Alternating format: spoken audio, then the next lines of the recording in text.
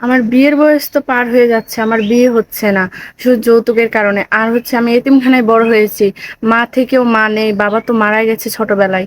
বড় বড় হয়েছি এতিমখানায়, যৌতুকের কারণে শুধু আমার বিয়ে হচ্ছে না।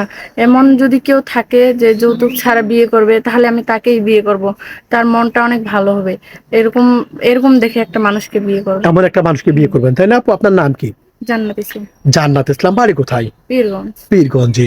আচ্ছা, আপনি এতিমখানায় বড় হয়েছেন, হুম। মা থেকেও নেই। হুম। আপনার বাবা যখন মারা যায় তখন আপনাকে এতিমখানায় দিয়েছিল। হুম। বুঝতে পেরেছি। লেখাপড়া কতদূর করেছেন?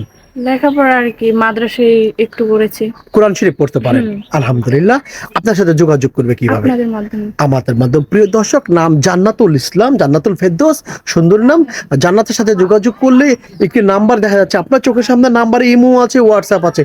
ইমোতে বা হোয়াটসঅ্যাপে জান্নাতের একটা স্ক্রিনশট মেরে পাঠিয়ে দিবেন, আমরা যোগাযোগ করে দিব। জান্নাত, কোনো ভাই যদি আপনাকে বিয়ে করতে চায় বা বিয়ে করবে, আপনার বয়স কম, অনেক ভাইয়ের বয়স বেশি আছে, তাতে আমার সমস্যা নাই, আপত্তি নাই। আপত্তি নাই, না। পরকীয়া করবেন না অন্য? না, কেন হ্যাঁ, করব? তাকে ছাড়া অন্য, সে যদি ভালো হয় তাহলে অন্যজনকার সাথে পরকিয়া করব কেন? করবেন না, না? না। আপু ভালো থাকবেন। আসসালামু আলাইকুম। আসসালামু আলাইকুম।